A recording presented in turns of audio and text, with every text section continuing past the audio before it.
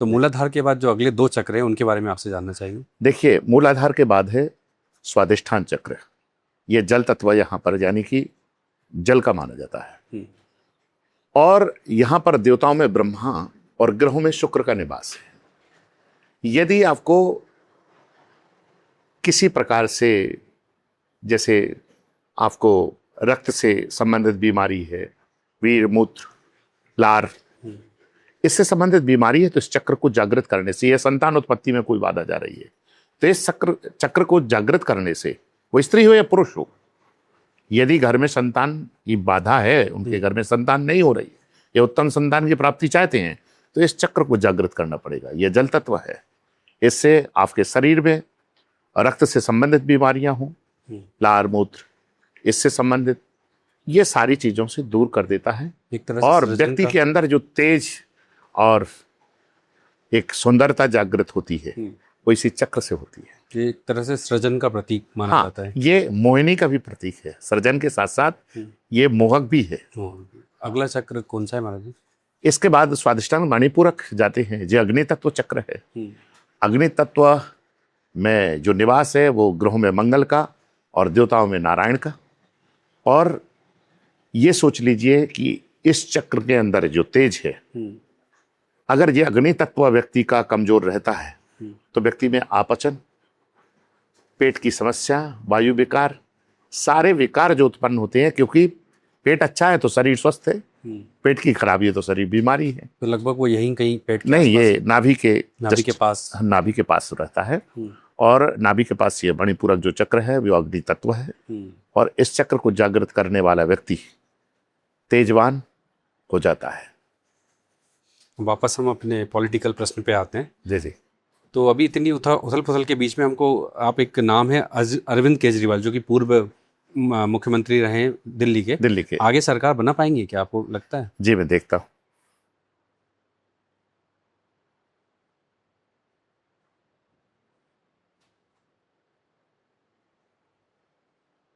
जी हाँ, एक बार और अभी मुख्यमंत्री बनेगी। एक बार और सरकार बना पाएंगे। एक और नाम है अभी जिनकी सरकार अभी हाल में ही गई है बंगाल में, ममता बनर्जी जी। इनके बारे में आपको क्या दिखता है?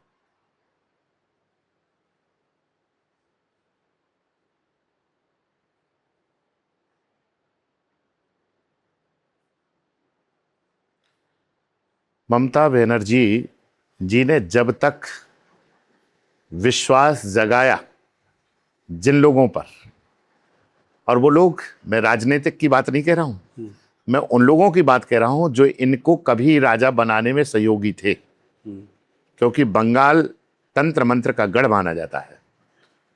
और जिन लोगों ने इनके पीछे खून पसीना एक किया, मेहनत की, उन्हें यह तंत्र मंत्र ढोंग लगने लगा था, और उसी का परिणाम है कि ये उस सत्ता से बाहर हो गई और बहुत समय तक इस सत्ता पे मुझे दिखाई नहीं दे रही। तो कहीं ना कहीं इसका एक विशेष योगदान रहा है उनकी सत्ता में, हाँ, बिल्कुल रहा है। तंत्र और मंत्र और वैदिक का इसका बहुत बड़ा महत्व रहा है। उन्हें ये ढोंग दिखने लगा था कुछ लोगों के बहकावे में आकर के, जबकि उन्हें ये पता था कि ये सत्ता पर वो कैसे आई थी। ये तो बड़ा एक अपने आप में एक राज है ये भी, जो आपने आज खोला है सबके जी जी जी। इसी के साथ हम अगले चक्र के बारे में आपसे जान लेते हैं। जी जी। ये अनाहत चक्र पर पहुंचते हैं। यहाँ भगवान शिव का निवास रहता है और ये वायु तत्व है, और ग्रहों में सूर्य का निवास रहता है। और जो व्यक्ति इस तत्व तक, यहां तक, इस चक्र तक पहुंच जाता है, ये तो विरले होते हैं कि जो एक चक्र व्यक्ति जागृत कर ले कुंडलिनी चक्रों में। और ये जस्ट यहां पर सीना के पास, पेट से जस्ट ऊपर होता है। हाँ, तो जैसे ही अपन इस चक्र को जागृत करते हैं तो व्यक्ति का शरीर फूल के समान हो जाता है, कोमल हो, बिल्कुल हल्का शरीर हो जाता है।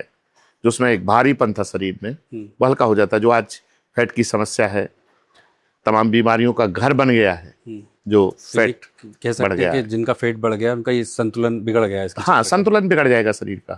तो ये संतुलन बनाने वाला भी है, और ये एनर्जी एब्जॉर्ब करने में सबसे ज्यादा महत्व रखता है ये चक्र। वापस हम अपने पॉलिटिकल प्रश्नों पे आते हैं।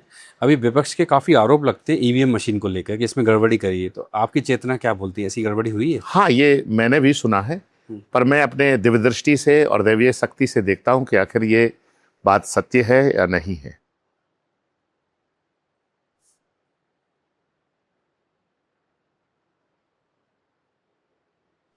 इसका दुरुपयोग किया जा रहा है। ईवीएम मशीन में गड़बड़ी है? जी बिल्कुल, इसका दुरुपयोग किया जा रहा है। ईवीएम मशीन में कोई गड़बड़ी नहीं है, इसका दुरुपयोग किया जा रहा है टेक्नोलॉजी का।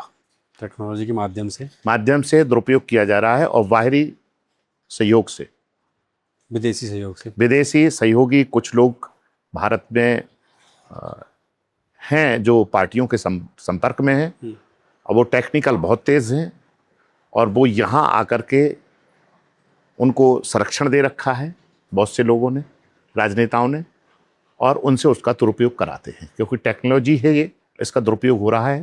पर ईवीएम में कोई गड़बड़ी नहीं है, ईवीएम में अपने आप में कोई गड़बड़ी नहीं है, पर इस टेक्नोलॉजी का दुरुपयोग किया जा रहा है। ये मैंने दिव्य दृष्टि से देखा है, और मैं इसको 100% बोल भी सकता हूँ। तो अपने आप में एक बहुत बड़ा राज खोला है अपने ये बिल्कुल राज है, और समझदार हैं सब लोग, वो सब समझ जाएंगे मैं कहाँ बोल रहा हूँ। अभी भारत के संविधान को लेके भी काफ़ी प्रेडिक्शन किए जाते हैं कि जल्दी बदला जाएगा, तो आपको क्या दिखता है, ऐसा कुछ होगा कभी? भारत के संविधान को लेकर के मैं देखता हूँ,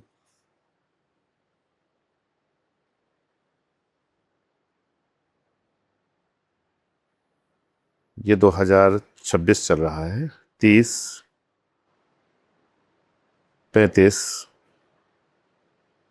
40, 45, 50, 60, 70, 80।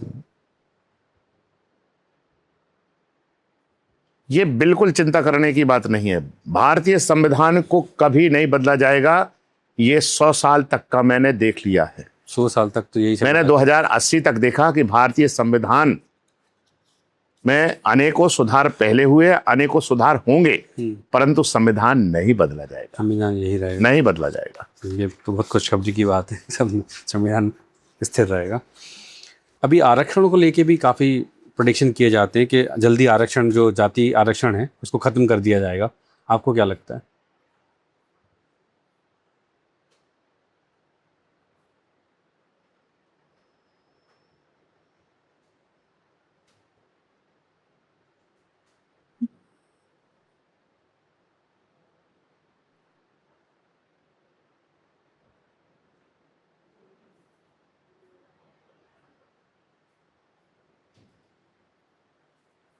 आरक्षण में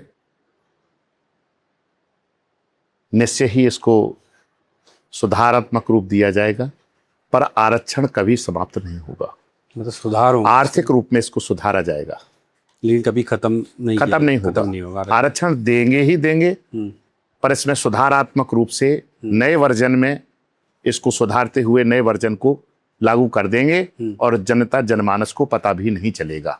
धीरे धीरे इसको करते जा रहे हैं, और बहुत इसमें ये सोच लीजिए कि 28% इसको सुधार भी चुके हैं ये लोग। एक और मेरा बड़ा सवाल है, अभी जातीय जनगणना के ऊपर बात चल रही थी कि जातीय जनगणना शुरू हो गई है या होने वाली है। जी जी। तो आपको क्या लगता है, कंप्लीट हो पाएगी?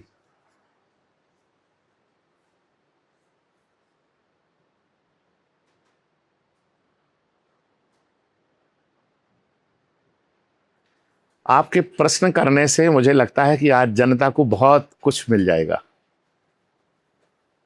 आपने पूछा कि जातीय जनगणना हो पाएगी या नहीं हो पाएगी, क्योंकि कई बार विपक्ष इसमें बीच में बोलता है कि नहीं होना चाहिए। मैं आपको एक चीज और बता दूं कि जातीय जनगणना का पूरा डाटा शासन के पास है, औपचारिक रूप से, शासकीय रूप से उन्होंने घोषित नहीं किया है, उसी को जनगणना का रूप दे रहे हैं। मैं आपको बताना चाहता हूं, जो आधार कार्ड केवाईसी कराया गया, आधार कार्ड लाए, वो आपके राशन कार्ड से, पैन कार्ड से, हर जगह से जोड़ा गया, ये जातीय जनगणना ही थी। जातीय जनगणना हो चुकी है, केवल वो इसको शासकीय रूप में घोषित करना चाहते हैं और आधार कार्ड को अलग रखना चाहते हैं, कि जिससे ये हो जाए कि हमने जनगणना करवाई है। जबकि यूं कहो कि उनके पास सारा डाटा आ चुका है जाति जनगणना का। लोग भ्रम में है कि जाति जनगणना लोग सोच रहे हैं कि जाति गणना नहीं हो पा रही है, जाति जनगणना कराना चाहिए। विपक्ष उस पर हमलावर है और विपक्ष चाहता कि हो, जो इस समय वर्तमान में सरकार है वो कहती है नहीं हो, कुछ कहते हैं हो जाए, कुछ कहते हैं नहीं हो जाए। परंतु मैं बताना चाहता हूं कि जाति जनगणना का पूरा डाटा या जाति जनगणना कर चुके हैं वो आधार कार्ड के माध्यम से। आप लोग केवल भ्रम में डले रहिए कि जाति जनगणना नहीं हुई है। ये तो बहुत बड़ा खुलासा है कि जाति जनगणना का डेटा पूरा अवेलेबल है पहले पूरा अवेलेबल है। एक और जो पक्ष है वो एक देश एक चुनाव वाला जो नियम है, कानून है, वो लेके आना चाहते हैं, तो आपको क्या लगता है लागू हो पाएगा? जी चलिए इसको देखते हैं, ये भी वो सुनने में मिला है।